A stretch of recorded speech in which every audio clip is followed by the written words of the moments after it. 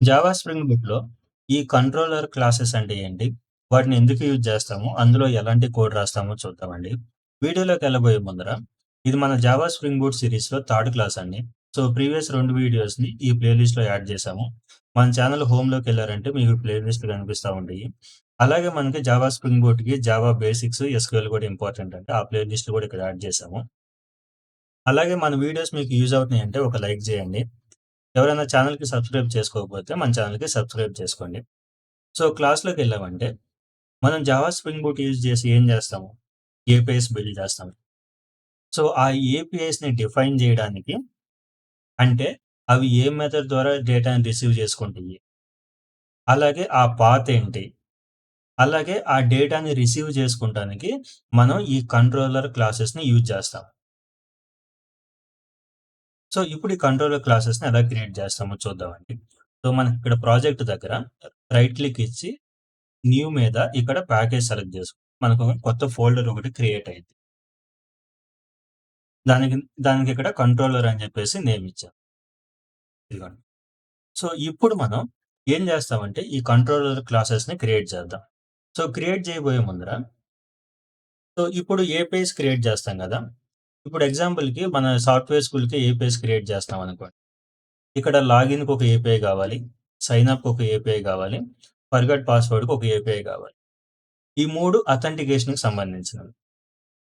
So, ఈ మూడిటిని separate ఫైల్స్‌లో గాకుండా అంటే ఈ 3 ఏపీఐస్ యొక్క డెఫినిషన్‌ని సెపరేట్ ఫైల్స్‌లో గాకుండా ఒకే ఫైల్‌లో మనం క్రియేట్ జేయొచ్చు.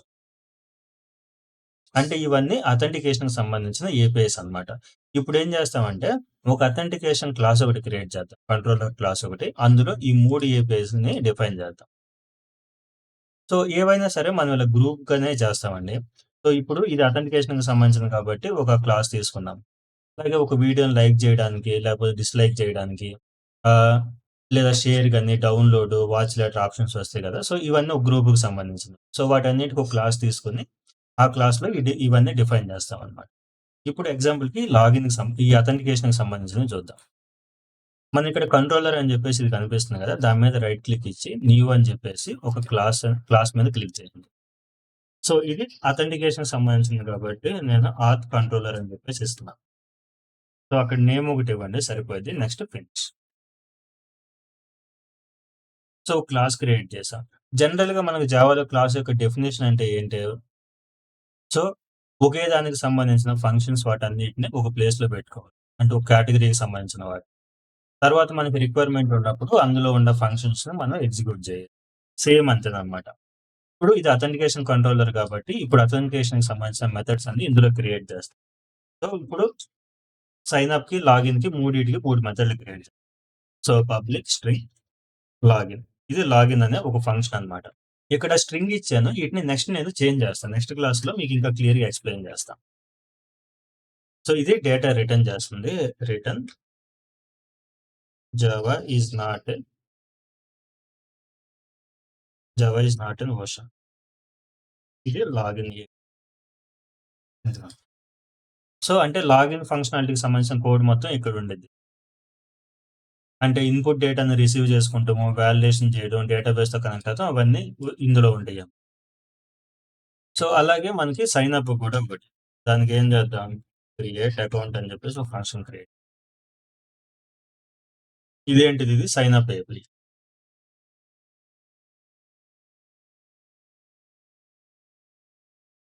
అలాగే రీసెట్ పాస్వర్డ్. ఇది రీసెట్ పాస్వర్డ్ ఏపీ. సో, మనకిప్పుడు ఆ 3 యాక్షన్స్‌కి అంటే లాగిన్‌కి, క్రియేట్ అకౌంట్‌కి మూడిటికి 3 ఫంక్షన్స్ ఉన్నాయి. సో, నెక్స్ట్ ఇప్పుడు మనం ఏ ఏపీఐ కాల్ చేసినప్పుడు అంటే ఏ పాత్ వచ్చినప్పుడు ఏం ఫంక్షన్ ఎగ్జిక్యూట్ అవ్వాలి. అలాగే అది ఏ మెథడ్ ద్వారా డేటా రిసీవ్ చేసుకోవాలో అది ఇక్కడ డిఫైన్ చేస్తాం. ఇప్పుడు లాగిన్ ఉంది. సో, మనకి ప్రీవియస్ క్లాస్‌లో మనకి ఈ సీరీస్‌లో సెకండ్ క్లాస్ చేసామండి. అంటే ప్రీవియస్ క్లాస్ అన్నమాట. ఇది థర్డ్ క్లాస్ ఇది. అది చాలా చాలా ఇంపార్టెంట్ అన్నమాట. ఏపీఐస్‌లో కొన్ని ఇంపార్టెంట్‌వి ఉంటాయి. ఆ ఏపీఐ పాత్ అంటే ఏంటి? అది డేటాను ఎలా రిసీవ్ చేసుకుంది? దాని మెథడ్ అంటే ఏంటి? ఇవి చాలా చాలా ఇంపార్టెంట్ అన్నమాట. అవి తెలవాలి. సో, మన ప్లే లిస్ట్ లింక్ ఉంది. అది ఒకసారి చూడండి. అది చూస్తే మీకు క్లారిటీ వచ్చిద్ది. ఇప్పుడు ఇది లాగిన్ అనేది ఏ మెథడ్ ద్వారా డేటా రిసీవ్ చేసుకునింది? గెట్ మెథడ్ ద్వారా. అలాగే దాని యొక్క పాత్ ఏంటి? అంటే మనకి రెస్ట్ ఏపీఐ కాల్ చేసేటప్పుడు ఆ ఏపీఐ పాత్ ఏమని రావాలి? ఓకే. లాగిన్ అని రావాలి. ఇప్పుడు మనకి లాగిన్ అనే ఏపీఐ కాల్ చేసామంటే అది గెట్ మెథడ్ ద్వారా డేటా రిసీవ్ చేసుకున్నది. ఆ డేటా ఇక్కడికొచ్చిద్దనమాట. ఆ డేటాని ఎలా రిసీవ్ చేసుకుంటామో అందులో డిఫరెంట్ టైప్స్ ఉంటాయన్నమాట. దానికోసం సెపరేట్ క్లాస్ చేస్తాను నెక్స్ట్ క్లాస్. సో, ఇప్పుడు లాగిన్ అని జెప్పేసి వచ్చినప్పుడు అది గెట్ మెథడ్ ద్వారా డేటా రిసీవ్ చేసుకునేది. ఆ డేటా ఇందులోకొచ్చిద్ది. సో, ఇక్కడ మనం దానికి సంబంధించిన కోడ్ మొత్తం రాస్తాం. అలాగే క్రియేట్ అకౌంట్ ఉంది. ఇది పోస్ట్ మెథడ్ ద్వారా డేటా రిసీవ్ అలాగే మనకి పాత్ వచ్చేసి సైన్ అప్ అని జెప్పేసి కనిపిస్తుంది. అలాగే రీసెట్ పాస్వర్డ్ ఉంది. ఇది డిలీట్ మెథడ్ ద్వారా డేటాను రిసీవ్ చేసుకునేది. రీసెట్ అని జెప్పేసి పాత్ అన్నమాట. ఇక్కడున్న లాగిన్, సైన్ అప్, రీసెట్ ఇవేందంటే పాత్స్ అవి. ఇక్కడ get mapping, post mapping, delete mapping ఇవేందంటే ఏ మెథడ్ ద్వారా ఇవి డేటాను రిసీవ్ చేసుకోండి. సో, ఇలాగ మనం ఇప్పుడు ఏం చేసామంటే ఇక్కడ ఏపీఐస్‌ని డిఫైన్ చేసాం. ఆ ఏపీఐ ఏంటి? లాగిన్ ఏ మెథడ్ ద్వారా డేటా రిసీవ్ చేసుకుంటుంది. సో, ఇలా మన ప్రాజెక్ట్‌లో మనం ఏపీఐస్ చాలా క్రియేట్ చేస్తాం గదా! ఆ ఏపీఐస్ యొక్క డెఫినిషన్స్ అంటే ఇవన్నీ ఎంట్రీ పాయింట్స్ అన్నమాట. వాటి డెఫినిషన్, వాటి ఎంట్రీ పాయింట్, డేటా రిసీవ్ చేసుకుంటూ అవన్నీ ఈ కంట్రోలర్స్‌లో పెట్టుకుంటాం. ఇది అథెంటికేషన్. నెక్స్ట్ ప్రొఫైల్‌కనుకోండి.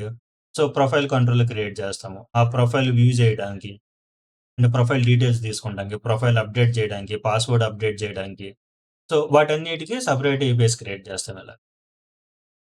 సో, ఈటికి సంబంధించిన యాక్చువల్ లాజిక్ అంటే నార్మల్ కోడ్ అంతా ఎక్కడ రాస్తామంటే సర్వీసెస్‌లో రాస్తాం.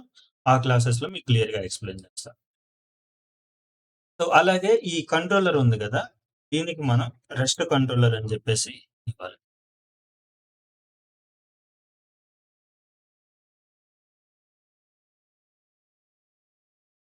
సో, ఇలా మనం ఇప్పుడు 3 రెస్ట్ ఏపీఐస్‌ని క్రియేట్ చేసాం.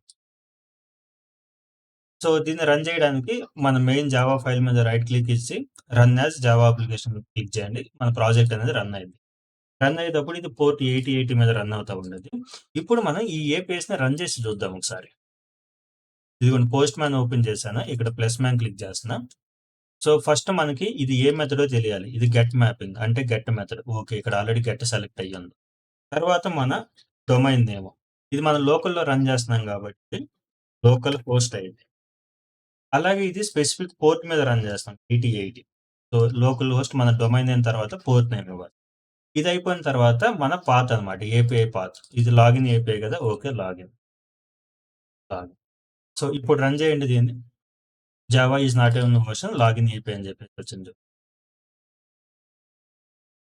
సో, ఇలా ఏపీఐస్ యొక్క డెఫినిషన్‌కి అవి ఏ మెథడు, వాటి కథ ఏంటని చెప్పి తెలుసుకుంటానికి అంటే ఎలాంటి డేటా పంపిస్తాయి, ఆ పాత్ ఏంటి, ఏ మెథడ్ అని తెలుసుకోవడానికి ఈ కంట్రోలర్స్‌ని యూజ్ చేస్తాం. ఇంతకు మించి ఏమి ఉండదన్నమాట. సో, ఈ వీడియో ఇంతసేపు కష్టపడి చూసారు గదా! దీని నుంచి మీకేదైనా వాల్యూ రావాలనంటే మీ టైంకి, అది మీరు ఓన్‌గా కోడ్ రాసినప్పుడే వచ్చిద్దండి. సో, ఒక కంట్రోలర్ క్రియేట్ చేయండి. కొన్ని మెథడ్స్ క్రియేట్ చేయండి. వాటికి మ్యాపింగ్ ఇవ్వండి. ఏ పాత్‌కి ఏ మెథడ్ ద్వారా అని. అలాగే మీరు అవుట్‌పుట్‌లో ఒకసారి చెక్ చేయండి. దాని అవుట్‌పుట్ చూసేలాగా.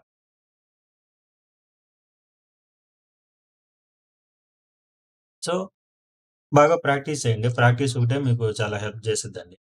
సో, ఏమైనా డౌట్స్ ప్రాక్టీస్ చేయండి. ఏమైనా డౌట్స్ ఉంటే కామెంట్ సెక్షన్‌లో పింగ్ చేయండి. నేను రిప్లై ఇస్తాను. అలాగే మన వీడియోస్ మీకు యూజ్ అవుతున్నాయంటే ఈ వీడియోని తప్పకుండా లైక్ చేయండి. మనకి రీచ్ వచ్చిద్ది. అలాగే ఎవరైనా సరే మన ఛానెల్‌కి సబ్స్క్రైబ్ చేసుకోకపోతే సబ్స్క్రైబ్ చేసుకోండి. మళ్ళీ నెక్స్ట్ క్లాస్‌లో కలుసుకుందాం.